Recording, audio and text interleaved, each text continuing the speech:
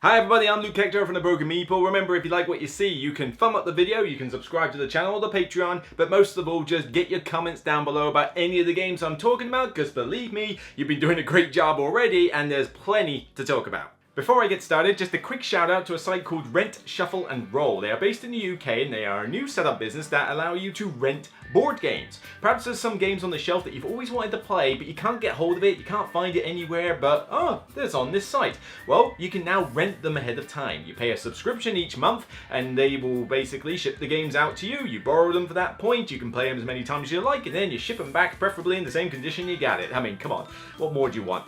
But if you look in the description below, you will see a code that they've given me that gets you 50% off your first month.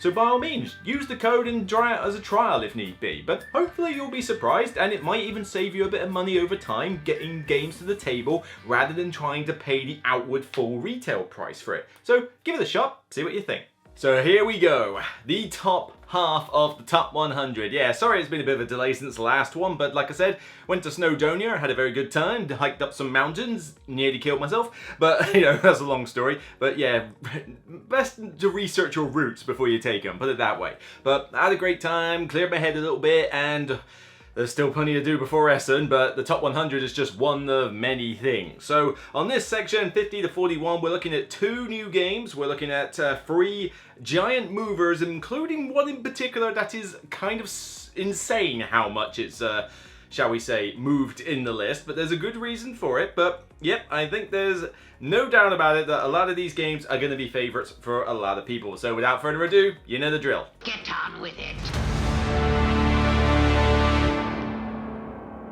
Number 50 has dropped a single place. It is literally clawing at the it's clawing at the cliff, trying to stay on the top half, and I don't know if it'll stay on the top half next year actually, because I actually expected this to be a little bit lower. But it's a great card game by Vladimir Suchi. I say card game, it's pretty much cards, but you got the board as well. There's a lot going on. It's a quirky game of underwater cities. It's this cool idea of that you go on action spaces in order to build up an underwater city full of domes and buildings and get resources, you know, all the usual Euro game stuff. I'm Dr. Zoidberg, homeowner. But the cool thing with this is that the cards are color-coded red, green and yellow, and there's different location actions, and what you do is that you play the card on the location you're going to, and if you can match the colors, you get not only the location bonus, but you also get the card bonus.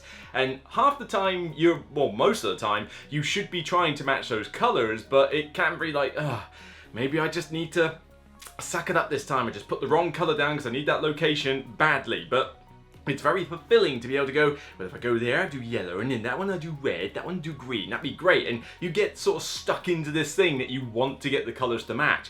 But of course, especially with 4 players, worker placement, it's pretty tight. Yeah, this is one of those games that you really need to have your strategy in place. You really need to watch what the others are gonna do, because if you think anybody could nick your space, chances are they will. It's a cool game. The only thing that has slightly scuppered it lately, why I thought it would be lower, is because it is about a 3-hour Euro game, even with the expansion, and it does have suffered from the issue that if you draw bad cards, like if you draw cards that just don't match the colors you need, you're gonna pretty much lose. You know, you're not gonna suddenly beat the game just because. You know, there's no strategy that will win out from a terrible cards draw.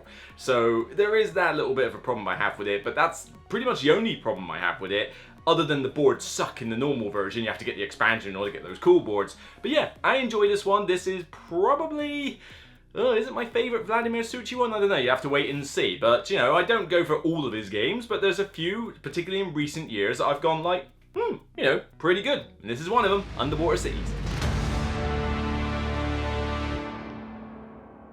Right, my number 49 is the first of the debuts, and this is a hidden movement game that I've actually reviewed quite recently, somewhere in the last few months, and it's based on a video game series that I've never played. I even bought in the Steam sale the 4th one in the franchise, and I still haven't even touched it yet. Time, it's always a problem. I bet you anything I won't get a chance to play it until like Christmas, when I've got like all the holiday in the world. But this is Sniper Elite. I have a problem with games like Fury of Dracula and Whitechapel, as fun as they are. that they just take far too long. They're like 3-hour games. It's like, come on, let's just get on with it, you know? But then I've tried other ones like Spectre Ops, and Spectre Ops can still drag on a fair while. Escape the Aliens from Outer Space is more of a party-esque type game. Sniper Elite, though, succeeds in being able to give me a hidden movement game that finishes in less than an hour. The rules are not difficult to teach, and as long as you don't have the bad guys APing like crazy and not being able to make up their turns at that, it doesn't take that long to finish a game, and yet you still get the cool tension of the one sniper trying to stay hidden whilst the enemy are trying to sort of scout around, do recon. Found anything yet? We ain't found shit. You mark your stuff secretly, you've got items and such. It does replicate the sort of feel of the video game from what I've heard, you know, bear in mind I've not played it, you know, pretty well, but mainly it's the fact that it gives me that really cool, tense, like that lovely tension of, you can't see me, oh no, don't go over there, no, I don't want to do that, you know, really good. And the solo mode's not half bad either. I mean, it's certainly more Call of Duty than it is Sniper Elite. But the solo mode can still be good fun, and it's relatively easy to run. So it's just a cool package that I didn't expect to really get much out of. But yeah, if you like hidden movement games, you really want to give Sniper Elite a look. It's already up my 49. I mean, I love this game. It is a great game and probably my favorite hidden movement game that there is. No, I've not tried Mind Management or whatever it's called, but the art style of that just puts me off a bit. But like I say, I'll try it. I'll try anything once. But for now, it's Sniper Elite's turn in the spotlight. Well, number 48 has dropped a single place. Yeah, this has been quite a stable section of the list, we have to say. Now, everybody was having a go at me for like, why is this bar so low at 100? It's still my 100th favourite game of all time, guys. Give me a break. Stop whining. But this one is another Lacerda game, which you'll be glad to see is much higher. It is probably, in my opinion, the easiest to grok from the Lacerda games, even though technically there is one that's meant to be lighter. I also think it's kind of garbage. This is the one that I say that if you want to get into a Lacerda game, this is where you start from, and that is the Gallerist. The Gallerist is a great Euro, heavy Euro still. It's still heavy, but the rules just feel smooth. I mean, the step-by-step processes of a turn are pretty straightforward, and you've only got 4 spaces on the board, 2 things you can do at each, and once you've got the gist of what you're doing down, which is running an art gallery, getting the punters and the investors in, you know, the influencers, but then also going to an artist and saying, right, make me this art. Cool, I'll buy it cheap, and then you make the art, and then I buy it low and sell it high, or I stick it in my gallery and put it up as a masterpiece and that, and then you can invest in these bonus tiles for point scoring opportunities. It's a fairly, you know, simple game for a Lacerda, but the theme is really strong. It looks gorgeous, because this is kind of like when Ian O'Toole was really sort of getting into his own with the artwork. It's just a really solid game, but I can't stress enough about how excellent the rulebook is combined with trying to learn this game. I know Paul Grogan had his hand in the Gallerist quite to a strong extent, and it shows. This is easily the easiest of the Lacerdas to learn. I know everyone bangs on about Escape Plan being the lightest, but I honestly find Gallerist easier to learn than Escape Plan, because Escape Plan is not the most intuitive game in the world, and it's garbage. But, you know, that's going to get me some comments. But yep, the Gallerist, still brilliant. I love it. 2-player, 3-player, 4-player, whatever. Solo, not so much. But this one's just a joy to get out every now and again, because I'm not even an art expert. I'm not even a massive fan of art, except I appreciate when it looks good and the art and the talent that goes into it. But the idea of running an art gallery surprisingly was a theme I got into, and it works pretty well. The Gallerist, definitely one to check out. Right, my 47 has dropped 25 places. This has taken a bit of a tumble down, mainly because I just haven't had the chance to play it much, because I pretty much only play this one solo now. Yes, you can play it multiplayer, but I wouldn't recommend it, trust me on that one.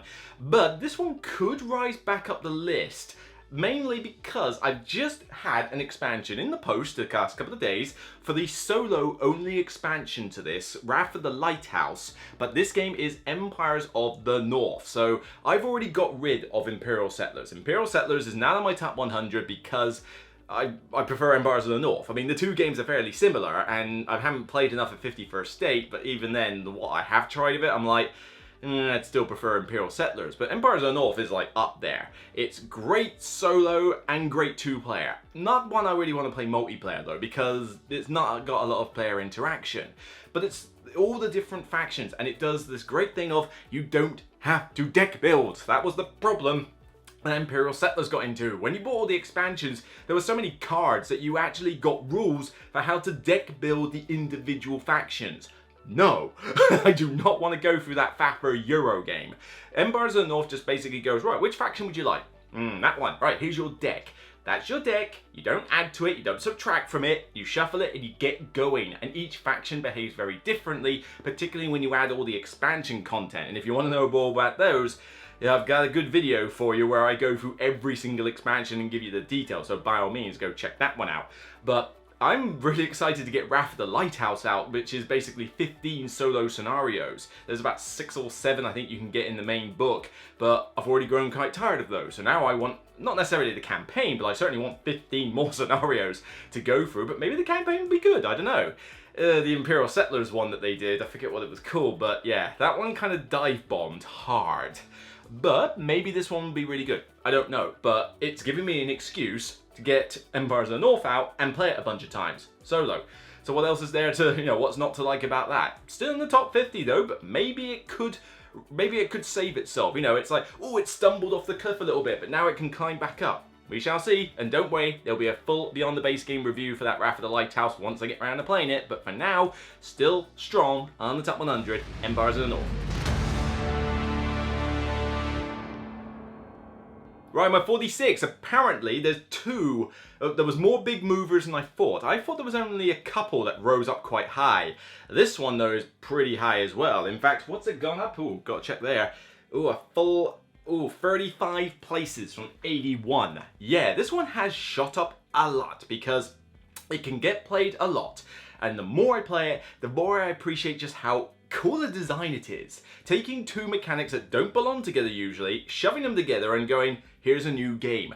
I love it when games do that because you get these gems of innovation that come out. This is, of course, if I can find it, yeah, it's there, it's on the shelf.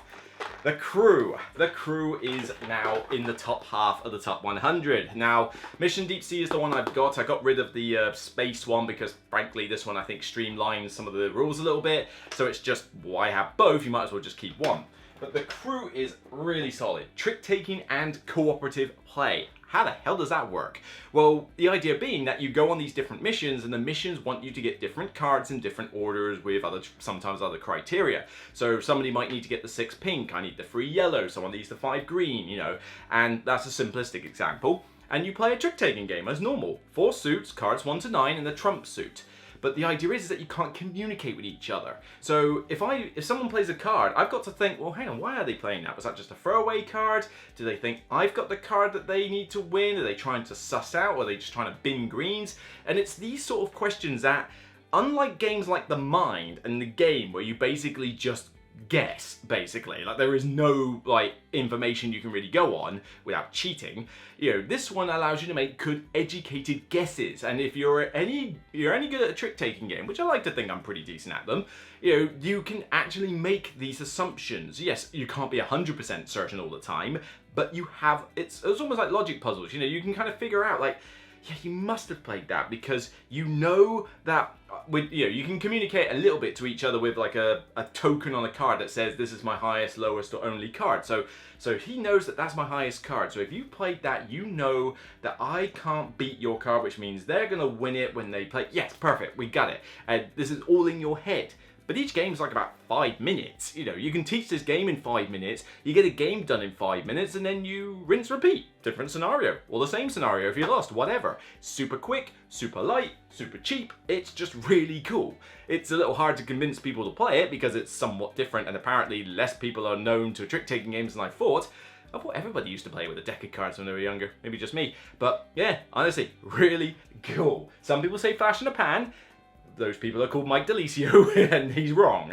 This is a fantastic game that will be talked about for a long time, particularly me, because it's on the top 100 and it's rising a lot.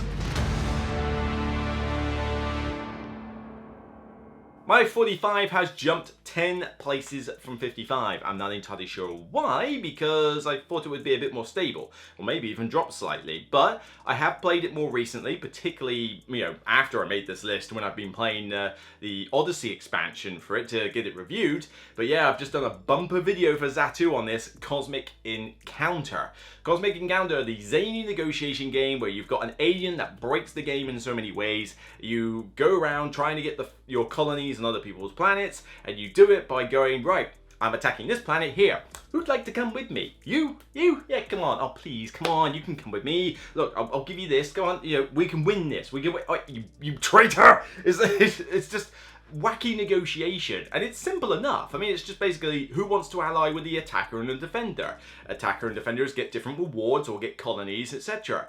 But it's the alien powers and some of the modular rules that you can throw in. They just cause like such utter chaos.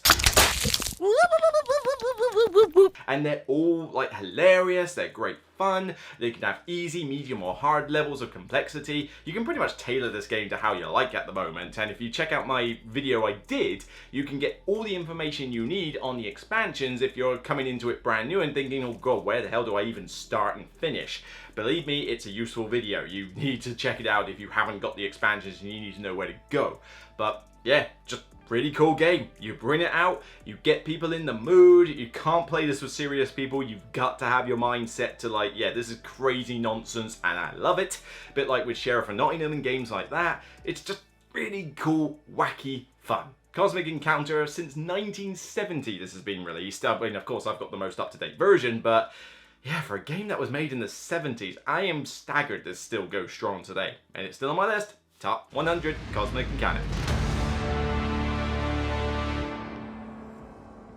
Okay, 44 has taken a drop of 25 places. Yes, this is another big drop from 19. This was in my top 20, and now it's still great. I still love it. I mean, it's in my top 50, but it hasn't been played as much lately, and I am noticing it's a little harder to teach people this game, because if I do teach people, I've got to use a lot of the easy races that are in it, because it's a bit more weirder. It's weirder than most deck builders, and that is Dale of Merchants. Dale of Merchants, this great deck builder where you take several different animal factions, put them all together, and that's your market deck. And the idea is that you're trying to build 8 stalls in its race to finish. But to build the stalls, you need to put cards of the varying numbers so that, you know, 1, 2, 3, 4, 5, 6, 7, 8. So you need like a 1 card, a 2 card, maybe a 1 and 2 card of the same faction, and so forth. But all the animal factions have got quirky special abilities. I mean, it's a deck builder. You take the card and it does something cool. But the animal factions behave in different ways. Like there's one faction that's chaos and use dice. One is really good at buying stuff in the market. One screws over other players. One keeps like giving people cards at random. You know, one keeps nicking all their stuff. It's really cool, quite thematic in the way that some of the animals work. But it's just got really nice artwork from Snowdale and Sammy Laxo. I might be mispronouncing that, but it's got that appeal of what looks like a very pleasant deck builder, even though it can get pretty evil and vindictive at times. But I love the tricksiness of it. When you take a card, when you buy a card, it goes straight to your hand. You can decide how to sort of tailor your hand from turn to turn.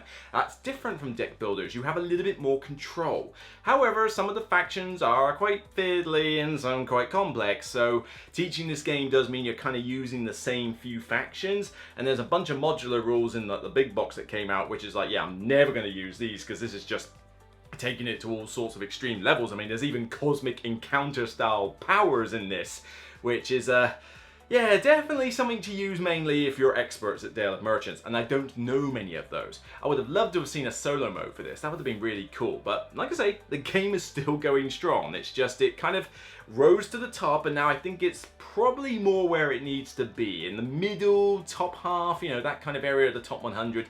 Still really enjoy it. These little quirky deck builders definitely get me, and this one is no exception. Dale of Merchants.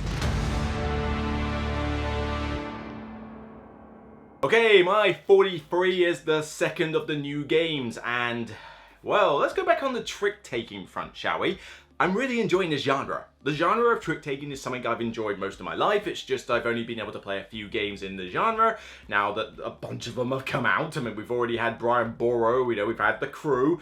This is another one. I'm just really enjoying what some of these trick-taking games do. They tend to be quite simple, but they just give me a lot of entertainment. And this is definitely one of my most recommended casual two-player games I can honestly recommend. Fox in the Forest. Yes, I love this game, and I'm talking both Fox in the Forest and the Duet version, okay? So these are two lumped in the same one. Basically, Duet is a co-op version, and this one is the competitive version. But get whichever one suits you. Do you want competitive or cooperative? Pick one. They're both great. But they're just such sublime trick-taking games. Not complicated rules, you know, some of the cards have got special abilities, but they're very basic ones. The co-op one has you trying to clear a forest path of markers, and when you play the tricks, you can't communicate with your partner, but you're trying to win and lose tricks so that the marker moves back and forth to the right places. It's a really cool co-op game. But then the competitive one's got a really cool like scoring system in it where you're playing tricks and you're just playing a normal standard trick-taking game, but the scoring system depends on how many tricks each person wins, and there's kind of a shoot the moon style aspect and a greed aspect where if I can lose most of the tricks, I'll get quite a few points, but then I've won a few extra tricks, damn, my points have gone down. Well, that's okay, but then somebody else might be winning a bunch of tricks and it's like, oh wait, if I go over 8-9 tricks, I actually get greedy and I lose all my points. Don't win any more, and your opponent knows this, so you know, it goes back and forth. It's just great. The artwork is beautiful, it's simple, nice condensed box, they're really cheap. Two-player games, honestly. I mean, I've got to do the two-player games list. Don't worry, they will happen, okay? There's just a lot on my plate right now. Before the end of the year, the two-player game top 10 list will be done. I promise you, okay? I guarantee, spoiler alert, that Fox in the Forest is going to appear on at least one of those, well, not on one of those lists. Fox in the Forest will be there. I like it that much. It's brilliant. Fox in the Forest debuting in the top half of the top 100, deservedly so. Right, here's the big one. 42 has jumped, and I'm not kidding here, 56 places. What? Surely you can't be serious. I am serious. And don't call me Shirley. Yes, it was my 98. It is now my 42. What the hell happened? Well, a couple of things happened. Firstly, I played it a bit more. You know, played it a little bit more solo and like found out, oh yeah, I actually do quite enjoy this game. But another thing that also propped this up, an expansion. An overdue expansion. A really overdue expansion. Yes, Fantasy Flight normally chucks out 1 million expansions a year for all their games, but nope, because of behind the scenes issues. I'd be careful where I was sticking my nose if I were you. This one game decided it wasn't going to get an expansion for years, and it almost fell out of my top 100 because I need more content. I need a couple of things tweaked. You know, it's got the theme, it's got the enjoyment, but I need some tweaks. I need more cards. And finally, Star Wars Outer Rim got the expansion it deserved. You can check out my video for more details on that. But basically, this one, oh yes, all those decks have now got much more cards in them, and yeah, you'll eventually see all that content as well. We'll probably need another expansion eventually, but it does give a lot more variety. But it's also the quality of life tweaks that it does. It adds more characters, a lot more characters. It adds the solo mode ability for the AI to do bounty hunting, which it couldn't really do before. So now you can have lots of different solo matchups. Not hand solo, but you know what I mean, solo AI matchups. But one thing I really love in it is that you can now do favors with other players where you can kind of get bonuses to your turn, but it may be that you've got to give them a bonus later. It's like, you know, a nice little bit of wheeling and dealing. And also, the map was kind of like this N-shaped thing. It was really annoying if you're on one end there and you had to go all the way to this end. It's like, well, how am I supposed to do that? Well, now you've got the core world planets. They sit at the two ends, and if you want, you can go to one, have an encounter, whoop, and teleport to the other side. They must have hyperjets on that thing. And what do we got on this thing? A Cuisinart? It really does make it seem a lot easier to traverse the space, It shouldn't be that hard, you know, light speed ships and all that. But with this expansion, Star Wars Outer Rim has just been fantastic now. I remember going to Manicon, I had a 2-player game with Paul Grogan, head to head. We got it done in a couple of hours tops, and that was when we were a little bit hazy on the rules again. But it was really good going head to head. And at the 24-hour marathon, I even taught a 4-player game of Outer Rim live on their Twitch stream. We didn't finish because it is physically impossible to teach and play 4-player Outer Rim in 3 hours, but we all had a good time. We ended on a high note, they all enjoyed it, we got into the theme. It's basically pure bounty hunter Star Wars in a box. You know, I think I've already mentioned yes, I'm pretty sure I mentioned Star Wars Rebellion earlier on the list. That is Star Wars in a box if you want to talk about the trilogy as a whole, like the main Empire versus the Rebellion. But you want the bounty hunter side of things, you want like the Mandalorian side of things, which annoyingly this game doesn't yet have the Mandalorian in it, maybe a future expansion please. But Series 3 coming out next year, can't wait. But yeah, this is just such a cool experience. So I'm praising the expansion more than the game. No, Star Wars Outer Rim, really cool. It's now saved itself from falling out of my top 100. It's propelled itself upwards. Will it stick around? We'll have to see, but I think it's probably here to stay in the top 100, finally. Right, well after that big rise, this one almost feels a little bit anticlimactic. It's dropped 7 places from 34. It's still a brilliant game. It is one of the most thematic narrative games I've ever played. It's dripping in theme. It's difficult. It's gritty. It's dark. It could probably trigger some folk if you're not careful. But I love the computer game. In fact, I really wish I could have more time to play the computer game because it really is a cool game. But it also brought out one of the best campaigns, possibly even the best campaign that I've ever played. 3 acts, and yet you get so much story and so many cool branching paths and just feel so engrossed in this war of mine. It's not for everybody, but... and you certainly, when it says 1 to 6 players, you should tell the designer to get stuffed, because this is pretty much a solo max 2-player game, if that. But honestly, I only played as solo. But it's so thematic. The story, the writing is excellent. It's top-notch, particularly in the campaign expansion called Days of the Siege. I've done another video on that. You can check that one out as well. But, I've got so many memories of things that I've done in this game. How characters have succeeded at the skin of their teeth, how some got miserable, well, I don't want to go too much hype into it because, as I say, it's pretty dark, it's pretty gritty, and they tend to have fates that aren't particularly, shall we say, happy-go-lucky. You know, there's no tweeting birds on this one. It's not a Disney thing. But the act campaign, I think, is one of the best campaign games I've played. 3 acts, and yet 2 of them have got 2 variants. So technically there's 5 different scenarios in this 3-act campaign, but it's not particularly complex to run, but it has like the map where you can go to different locations and encounter different stuff. I remember like trying to help out an orphanage for the entire campaign. It's like, I'm gonna help these orphans. In real life, I probably wouldn't be quite so dedicated to kids, but I'm certainly doing it in this game. And I tried everything. I brought them food. I saved them from army conscriptions. I saved one from being shelled. You know, it was like, I've done, yes, come on, I'm going to make these orphans live. And then it's like, right, go find them another place. It's not safe here. You must come. Take this place. Yes. Whoops. Picked the wrong place. And the epilogue revealed that all my hard work was for nothing. Oops. We're sorry. But that's how this game works. It tells great stories. You have these memories. I will never forget that campaign I did. And talking about it makes me want to get it out right now and play it. If only I had the time to do so.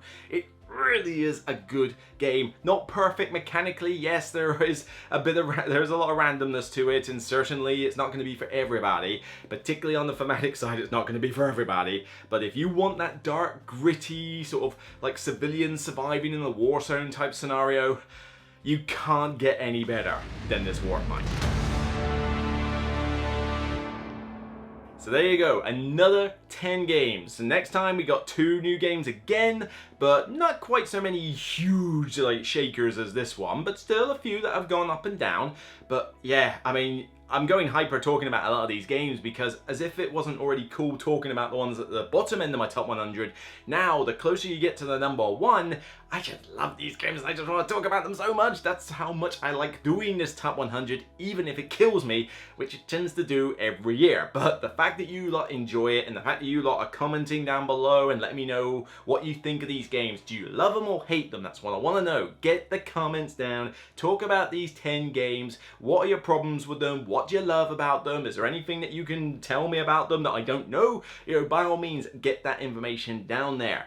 But yeah, we'll get on with the next 10, I suppose. So that's it for me. I'll see you on the next Broken Meeple video. And remember, as always, you can thumb up the video if possible. Please share it on social media. Get the word out. Check out the Patreon if you want to help the channel a little bit further. But most of all, just to subscribe to the channel in the first place. But of course, as I said, comments down below. Thank you. Get that engagement going. It helps the algorithm and it gives me some really cool stuff to read, not to mention other people cool stuff to read. So until next time, you can check out more of the top 100, or maybe you might want to check out a couple of those beyond the base game videos I've been talking about this episode. Until next time, regardless of what you do in the dark, gritty world of a war zone, it's still only a game. Bye for now.